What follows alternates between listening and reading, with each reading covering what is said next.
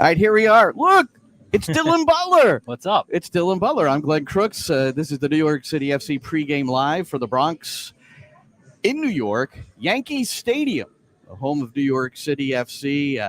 Back home after coming off an adventurous trip to Guatemala, where New York City survived in advance. I suppose if there's a definition, if you looked it up in the old dictionary, survive in advance, that Comunicaciones second leg would be the definition. Yeah, those final 30 minutes, nerve-wracking. But, yeah, NYCFC did it. The Revs did not, right? Obviously, Seattle is in as well. So it sets up for a fun semifinal. And you can really tell, too, and I'm sure we'll get into it, but this is a tired team, NYCFC, and they know that the light is at the end of the tunnel. Can't wait for the these break. 90 minutes. Yeah, so this is, they're going to try to get it done today, obviously. So is Philadelphia. Jim Curtin even said yesterday he thinks his team is ready for the break, especially some youngsters who are moving on to the U20s to help that crew qualify for the World Cup. We'll get into that as well. But let's review a bit. This is a rematch of the Eastern Conference Final in the MLS playoffs last year, which was played at Subaru Park in Chester, and it was unusual circumstances to be sure. And prior to that, though, on decision day here at Yankee Stadium, a huge result for New York City FC, down a player, and that point that they earned in that game, that 1-1, is something that was special because it allowed them to host Atlanta in the opening round of the playoffs. And here, as we look back on the New York City FC network, here was the goal by a guy we're all familiar with that helped the New York City at least get one home match in the playoffs. Here's Sands trying to put it in the mixer. Castellanos down. He and Glesnes going at it. Ball back out wide right to Tati Castellanos. The header is a goal! The service from Maxi Morales! The finish by Tati Castellanos! The run down the sideline by Efrain Juarez to hug head coach Ronnie Dyla! And Tati Castellanos regains the Golden Boot lead! That's his 19th of the season! And New York City has drawn level with Philadelphia! Down a man, second half! It's New York City 1 and Philadelphia 1. Well, it can only be one man, and the one man is Valentin Castellanos. He rises like a salmon at the back stick. He gets above Bizo. He wants it. It's his heart. It's his desire. It's his ball. And he heads it back from where it's come from. So obviously a huge goal for New York City FC and Tati Castellanos. Yeah. So he gets the Golden Boot. And New York City gets the home playoff game. And then, after the victory over Atlanta, you got to go on the road and penalties at New England. And then it's back on the road for the conference final against Philadelphia. And the circumstances there, Philadelphia down 11 players due to COVID protocols, and including, obviously, many key players. Their goalkeeper, Andre Blake, couldn't play. And let's get into, first, Dylan, just your thoughts about that decision day result. It said something about the team at that point. I think it did, and I think it was kind of a precursor to what we would see, right? The battle and the fight and the grit that they would show. They'd have to show it in rallying for results on the road, right? Obviously, you mentioned before, it starts in New England, where you also go, you're down a man, and you've got to get a result. You've got to get PK results at a place that nobody had won all year, right? And obviously, exactly where you see the postseason run, I think you could see the beginnings of it there with the way that they win in that fashion here on decision day. All right, so we're going to fast forward to what is now December the 5th, 2021, the Eastern Conference Final at Subaru Park, and New York City goes down a goal in this one, and you could tell they were a bit sluggish. And remember, they're coming off, playing on the turf at Gillette, the emotional. Yeah. I remember Ronnie Dyla telling me during the preseason is that his biggest concern is that they partied like they won MLS Cup because they had never advanced that far in the MLS Cup playoffs. They beat the Supporters Shield champions on their home turf. So no question the first half not up to the standard, but the game progressed. Maxi Morales got the game-tying goal, and then this is the one that sent New York City to the MLS Cup. Now Morales on it, edge of the circle, Philadelphia side of the pitch. Maxey now will drive it to the left. Well-placed ball. Bizo there. So is Goody. Goody has some room. Here's Magno. It's the go-ahead goal from Butler to Lawrenson.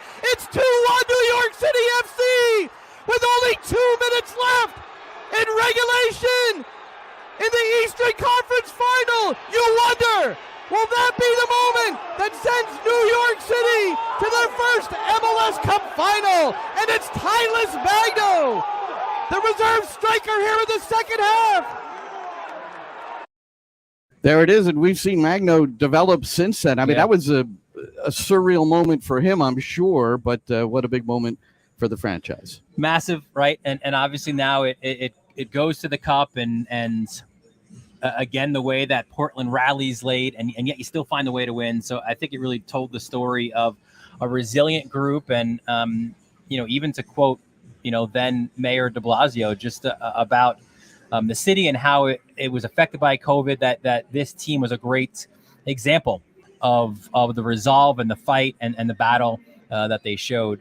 You could see, too, in that moment how devastated Philly was, right? Because that young team that they put on the field, all credit to them, an incredible effort by guys who hadn't started all year, a lot of them. Yeah, but you had these emergency guys yeah. like Anton Sorensen and Brandon Craig, who's 17, and, they think is a great player, but you had these things going on. Thrust right into that situation, right into an Eastern Conference final, and they were obviously affected by that, and they kind of did everything they could, but they ran out of gas. So certainly they feel hard done by. Jim Curtin before the game said, "I'm missing all these players with a cold." That's one of his quotes. And then post game, he wasn't very happy, and he made an oil reference to the locker room of New York City FC. Well, here's Jim Curtin yesterday at his presser, and he wouldn't bite, because they were, I think the journos were looking for some bulletin board material. But here's a couple of minutes from Jim Curtin, who I like very much. He makes a lot of sense. He and Ronnie Dyla have a relationship as well. Here's Curtin. Of course. Yeah, you learn a ton. Look, you learn a ton when you go to play in Champions League in Guatemala like New York City did, or in Mexico, and just how difficult that is. You can hear it and you can talk about it, and people maybe on the outside think, what's the big deal? It's just a road game, but I'd put Yankee Stadium in that same, context where it's just a unique place to play. It's a unique environment. So, yeah, some of our players getting their first experience there last year, because obviously we had the COVID year where we played New York City in the bubble. You can never really get used to it. And again, credit to them. They've made it a great home field advantage, and they're nearly impossible to beat there. So it'll take a lot from us to take points back to Philly. But again, great early season test against the defending champs. So we're looking forward to it. It's still, Matt, it's still the fourth game of the season, so we're not going to get too high or too low. I think certainly it needs to be said. New York City FC is the deserved champion of last season, no question. But they also didn't get us at our very best, which I think it's okay for both things to be true. You know what I mean? It's not that it was unfair or anything like that. It is just unique.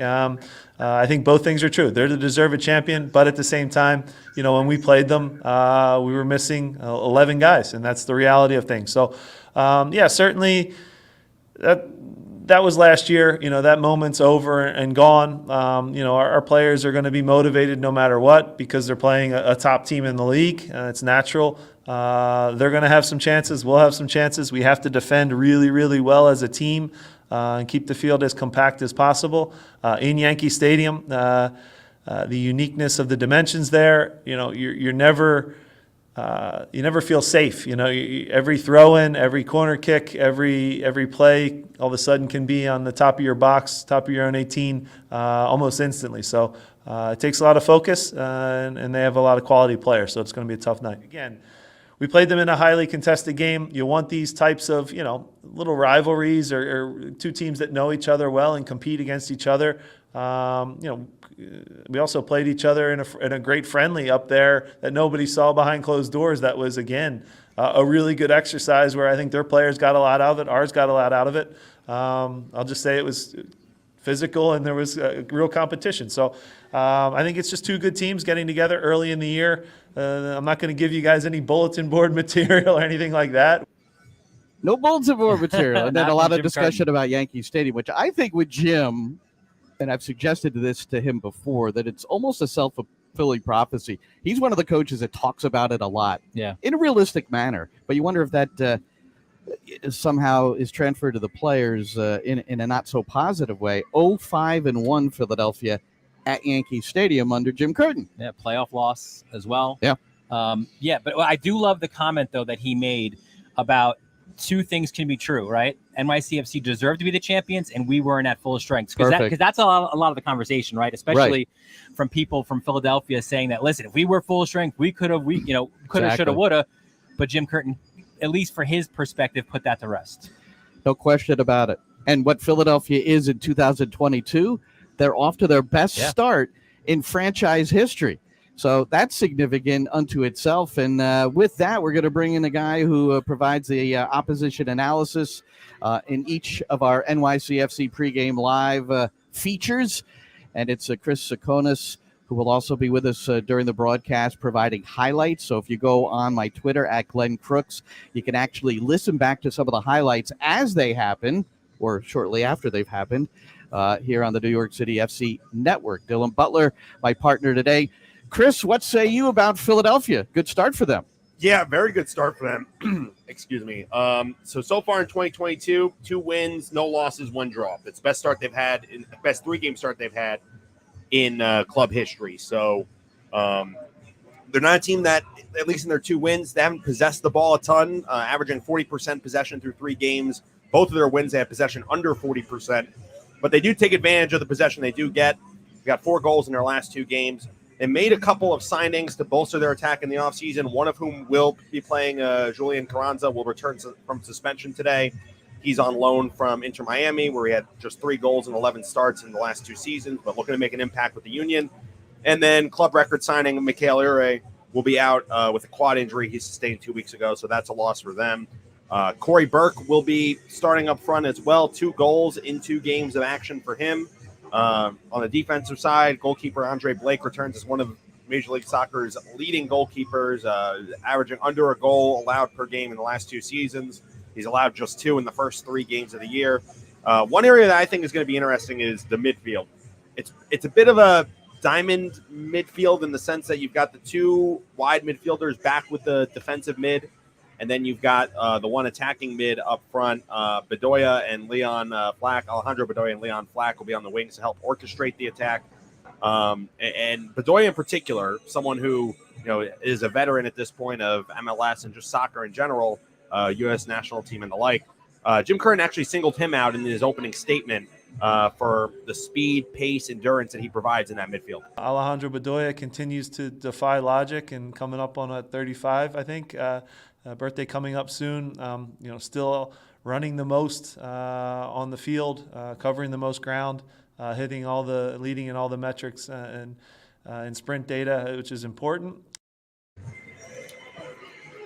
Yeah, so that was one area that he wanted to single out. Another key player in the attacking mid, Daniel Gazdag. He played a key role in both scoring and creating goals, had 4 goals and 5 assists in 2021. Someone who's really going to be that link between Bedoya and Flock and really going up front for the 2 strikers. They like to play a 4-3-1-2 setup. Again, the 3 midfielders sitting back a bit, 1 attacking mid, 4-man back line, 2 in the front. And that's the lineup. That's the formation, I should say, that they've used in the last 2 games. And that's how they're likely to line up today. And another point that I thought was pretty interesting and something that Jim Curtin talked about a bit is that historically the Union have never won at Yankee Stadium. They're 0-5-1. That's 5 losses, 1 draw in their franchise history in the Bronx. And Jim Curtin said in his press conference, he was asked about it. He said it affects his tactics quite a bit. We prepare as best we can for not having a lot of time on the ball, for being alert, for having an idea in your head before the ball even comes to you, to try to play through the lines and to be really good in transition. So how quickly can we go now from defense to attack and then from attack to defense? It has to be very clinical because they have such a good team. And overall, the Union's just going to look to limit the spaces where New York City FC can operate on the field. Because it's a tighter space and New York City FC is going to bring the pressure, they're going to have to make quick decisions on the ball, and that's another thing that he alluded to. It's going to take a total team effort. It's not Jose versus Maxi Morales or Jacob Glesnes versus Castellanos. It's a collective group now to take away their best pieces, and you're not going to stop them for 90 minutes, but you want to try to limit the areas on the field where they're touching the ball. So there you have it. This is the Philadelphia Union team that's had a pretty good run of form the last couple seasons under Jim Curtin. Last year, second in the Eastern Conference. The year before that, they won the Supporter Shield in the pandemic-shortened 2020 season, and they're off to a pretty hot start now. So this is going to be a tough matchup for New York City FC in the Bronx. All right, and there he was talking about Yankee Stadium again, but it's not unusual for fields to prepare by shortening and narrowing their field during the training. Chris, thank you so much. Look forward to your stuff during the game. And by the way, everyone, Chris will be making his debut as the halftime host as well. So stay tuned for that. And hopefully it'll be good news for New York City FC, and highlights will be run as well. Chris, thank you so much. Happy to be here. Thanks, guys. So anything from He's still there, by the way. Where he is still there. There he is. So yeah, through the miracle of something, Chris is still on camera. So you've got two teams, and one thing we've learned is that, and you heard Jim Curtin allude to it in one of the previous cuts about how these two teams, they played two friendlies. And one was, in the preseason when New York City was looking for some competition to get prepared for Champions League. So normally there's a bond between coaches and that they can agree that, hey, we're going at it. Both sides are going at it. We're not going to be upset with each other if somebody gets nicked. Yeah, no. And you could tell that the two coaches, even though they're from different backgrounds, they're kind of cut from the same cloth in that way, where Ronnie Dyla and all the conversations that we had, that's the kind of preseason friendly he likes. Yeah. Because that's how you get ready, right? For the season. To as real as you can play, that's the way that he wants to play as well. So as you mentioned, there's a great deal of respect. Ronnie Dyla mentioned it as well in his availability with New York City media yesterday, where the oil money question was brought up. He said, look, we get along, I get it. He's upset. He just lost essentially a final. So, of course, you're going to be upset. Words are said. He's like, I've said words before after losing a big game as well. So he mentioned the respect as well between the two sides. During the course of the week, there have been some interesting signings by New York City FC recently. One, a 14-year-old, Maximo Carriza, the youngest ever signed by a Major League Soccer club, which I'm surprised, Dylan, somebody didn't do this earlier. Do it, at the stroke of midnight on his birthday. It's a PR staff here that's sharp, right? So that's a nice little thing to do there to set the record. Well, part of being sharp as a PR staff is working through some of the machinations when you don't have your own stadium. So what's happened this week is CONCACAF Champions League. We know New York City advanced to the semifinals, and the dates and sites have been announced. That came yesterday. So New York City will first go to Lumen Field for an April the 6th match. Another trip out west. So like I said, this team, that international break, is going to be so vital for this group of players. We know Sean Johnson is on his way to representing the U.S., and considering the goalkeeper situation, you never know. Sure. It wouldn't be a shocker if Sean was thrown out there in one of these qualifying matches. But so April the 6th will be at Lumen Field in Seattle. And then the return game will be the following week, and it's going to be April the 13th at Red Bull Arena. So Red Bull Arena, there's a stimulus amongst supporters for New York City FC when they hear about New Jersey, and then when they further hear about their rivals, and then when they further hear about that you're playing in their rivals' park, which I've never understood why that is such a big deal. If Inter Milan and Milan can play in the same facility, and they're building a brand new one where they're both playing the same facility still, I don't get the big deal of it, but that's part of what the New York City's had to work through. So that'll be at Red Bull Arena. And then to add on to that, the April 9th match has been postponed because of this congestion. So MLS, working with the club, it has been rescheduled for August the 31st. Now, originally that match against Montreal was going to against DC United was going to be played at Citi Field. Guess where it's being played now? Red Bull Arena. Red Bull Arena on August 31st. So Brad Sims, he sent out a letter to all the fans. He's the president and CEO of the club. And I'm just a portion of it. We know that many of you have come out to support our boys in blue at RBA in the past, Red Bull Arena. And we also understand those who haven't for obvious reasons. But then he goes on to say, but Tuesday night reminded all of us what a massive impact fans can have on the outcome of a game. And he was referring to the Comunicaciones fans and their support. So we need our fans, this is Brad Sims, to come out in full force to support our squad in the next round, and that includes a match at Red Bull Arena. And then further, having our incredible fans in the stands at RBA is hugely important for our chances to advance to the final. And then after that, he discusses the fact that it's now no longer at Citi Field. The DC United game is going to be in Red Bull Arena. We'll support it. There's supporters watching this right now. Will you cross the river and go to New Jersey and support your club in the CONCACAF Champions League? Or are you just going to stay home and watch it in a bar, which you can do and have fun doing it, and you can support spiritually. But I'm telling you, we've seen the Comunicaciones in East Hartford, and then with limited capacity down in Guatemala. They made a difference. So can you if you go to Red Bull Arena. If you're going to hold it against the club for not having a stadium, boy, this is sounding like soapbox stuff. But I'm a Jersey boy, and I always like to tease everybody. It's just 20 minutes up the road for me.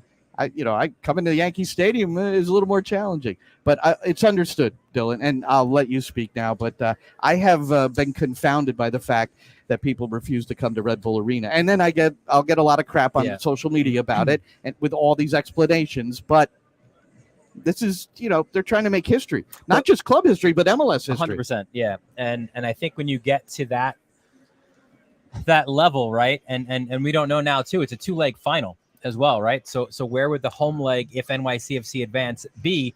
What confounds me a little bit, not to go off on a different tangent, Glenn, but go ahead. I don't know if you've gotten an explanation from CONCACAF, right? But these two venues, Citi Field and Yankee Stadium, have not been approved, right, by CONCACAF. So CONCACAF will not give reasons. I've asked the club, and they've been cautious in describing the issues. It can't be the narrow pitch, no, right? And here's why: because when the United States played Canada at Tim Hortons Field, you heard Greg Berhalter go out and say this field at Tim Hortons Field is actually more narrow than Yankee Stadium, right? And he laid out just how narrow it was. So that can't be the reason. The facilities, if it's about other facilities, locker room, everything is here, right? So it just doesn't, to me, make sense.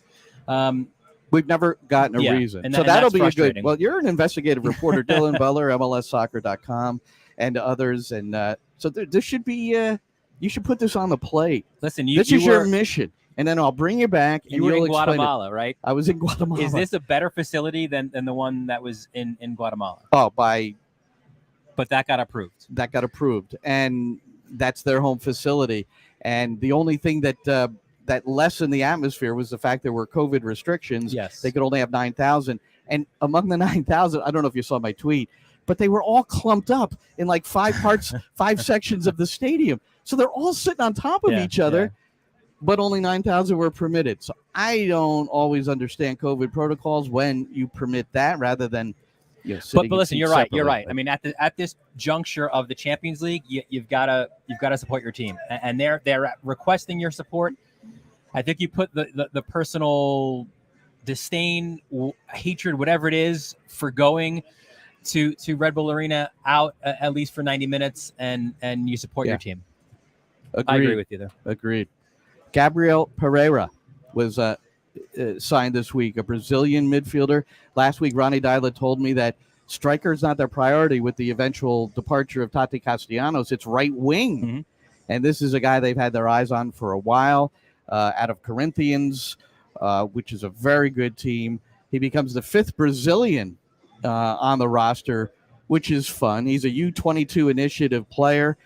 The scouting reports on him are fabulous. Yep.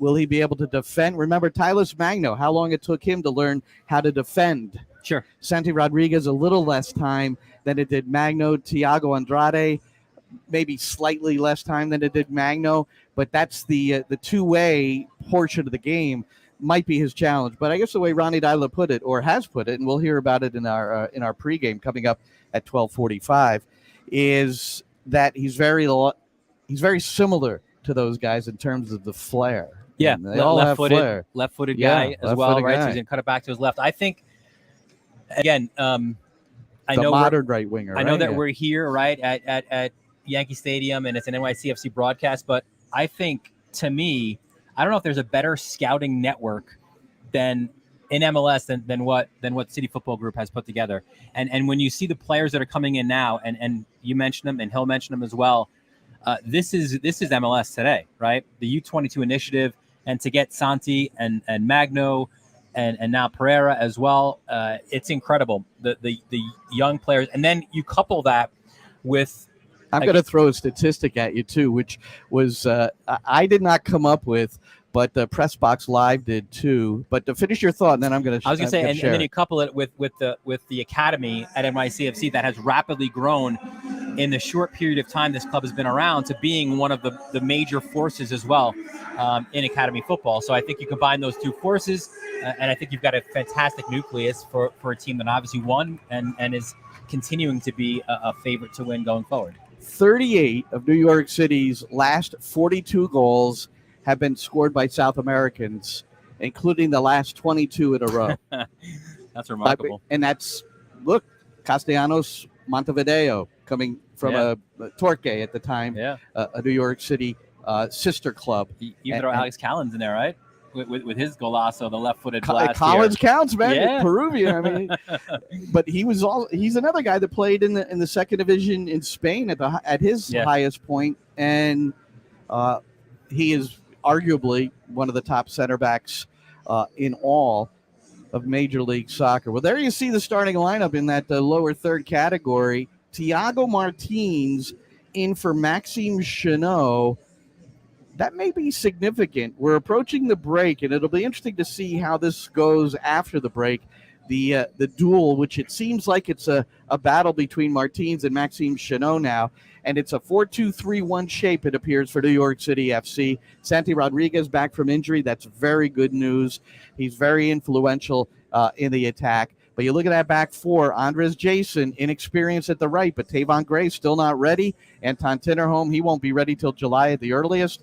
And then Martins, Collins, and Amundsen, that's your back four. Everything else very similar.